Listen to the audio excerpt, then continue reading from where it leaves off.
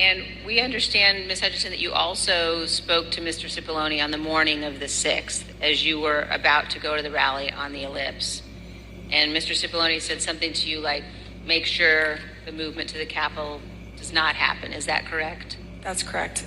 I saw Mr. Cipollone right before I walked out onto West Exec that morning, and Mr. Cipollone said something to the effect of, please make sure we don't go up to the Capitol, Cassidy. Keep in touch with me. We're going to get charged with every crime imaginable if we make that movement happen. And do you remember which crimes Mr. Cipollone was concerned with? In the days leading up to the 6th, we had conversations about potentially obstructing justice or defrauding the electoral count. Let's hear about some of those concerns that you mentioned earlier in one of your interviews with us. Having a private conversation with Pat late in the afternoon of the 3rd or the 4th, that Pat was concerned it would look like we were obstructing justice or obstructing the electoral college count. And I apologize for probably not being very firm with my legal terms here, but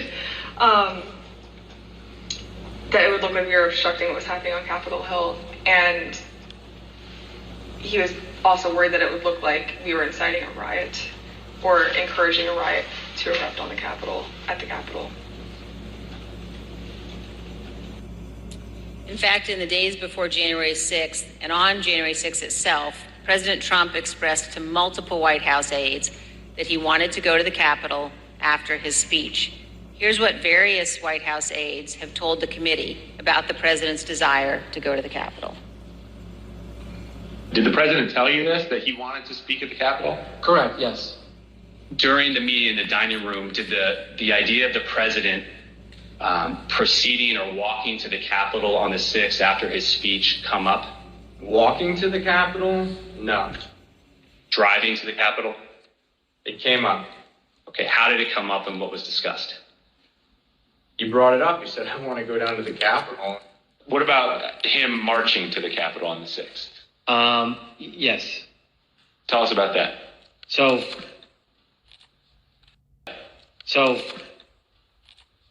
it's kind of a general thing. I mean, to get into the specifics of it, I was aware of a desire of the president to potentially march to the or accompany the rally attendees to the Capitol. When did you first hear about this idea of the president accompanying rally attendees to the Capitol on the 6th? Well, this was at the 6th. This was during the after he finished his remarks. When the president said that he would be going to the Capitol during his speech on the Ellipse, the Secret Service scrambled to find a way for him to go. We know this from witnesses and the Secret Service, also from messages among staff on the President's National Security Council. The NSC staff were monitoring the situation in real time, and you can see how the situation evolved in the following chat log that the committee has obtained.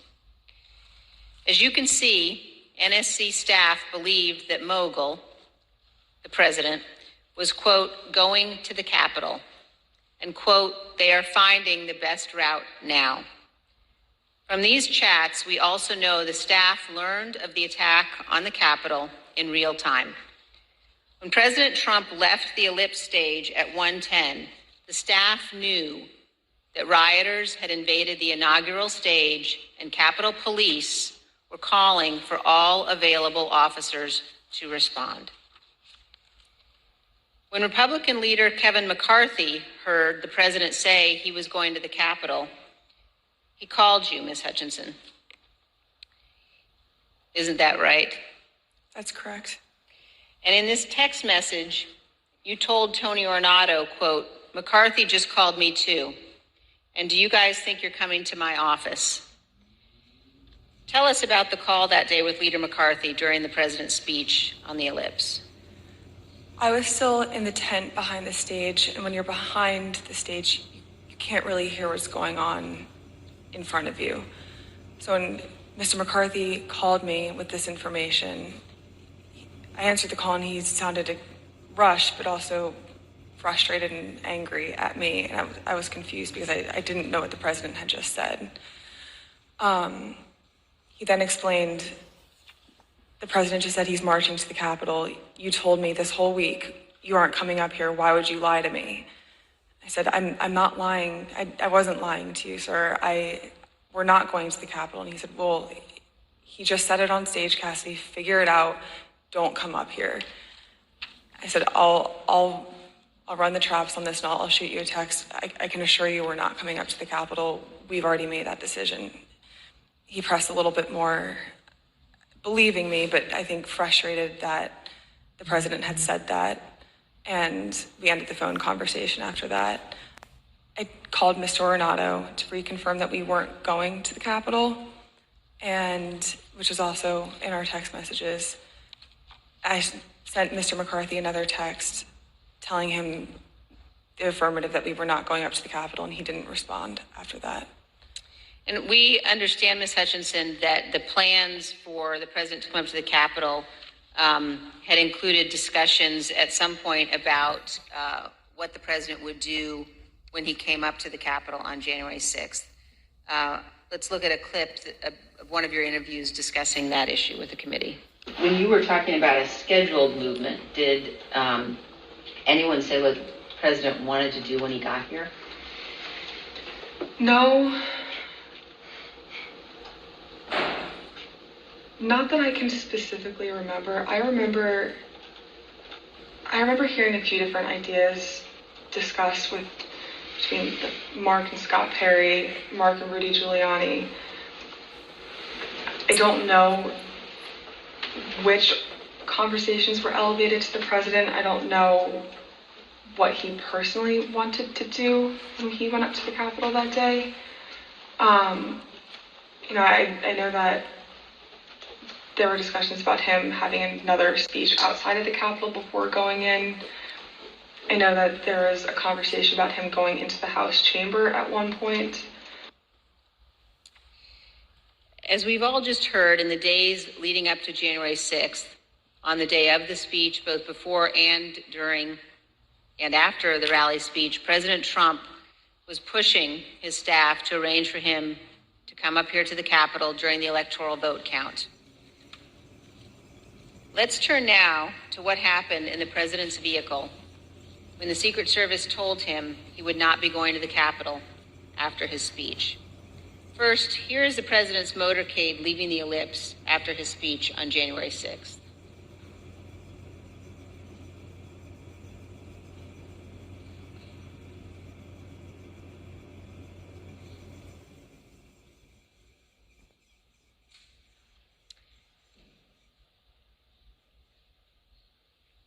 Ms. Hutchinson, when you returned to the White House in the motorcade after the president's speech, where did you go? When I returned to the White House, I walked upstairs towards the Chief of Staff's office, and I noticed Mr. Ornato lingering outside of the office. Once we had made eye contact, he quickly waved me to go into his office, which was just across the hall from mine. When I went in, he shut the door, and I noticed Bobby Engel, who is the head of Mr. Trump's security detail, sitting in a chair, just looking somewhat discombobulated and a little lost.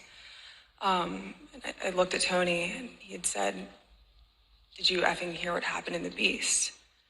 I said, "No, Tony, I just got back. What happened?" Tony proceeded to tell me that when the president got in the Beast, he was under the impression from Mr. Meadows that the off-the-record movement to the Capitol was still possible and likely to happen, but that Bobby had more information. So once the president had gotten into the vehicle with Bobby, he thought that they were going up to the Capitol, and when Bobby had relayed to him, "We're not, we don't have the assets to do it, it's not secure, we're going back to the West Wing," the president had a very angry response to that. Tony described him as being irate. The president said something to the effect of, "I'm the effing president, take me up to the Capitol now." To which Bobby responded, "Sir, we have to go back to the West Wing. The president reached up towards the front of the vehicle to grab at the steering wheel. Mr. Engel grabbed his arm, said, "Sir, you need to take your hand off the steering wheel. We're going back to the West Wing. We're not going to the Capitol." Mr. Trump then used his free hand to lunge towards Bobby Engel. And when Mr. Ornato had recounted this story to me, he had motioned towards his clavicles. And was Mr. Engel in the room as Mr. Ornato told you this story? He was. Did Mr. Engel correct or disagree with any part of the story from Mr. Ornato? Mr. Engel did not correct or disagree with any part of the story. Did Mr. Engel or Mr. Ornato ever after that tell you that what Mr. Ornato had just said was untrue? Neither Mr. Ornato nor Mr. Engel told me ever that it was untrue.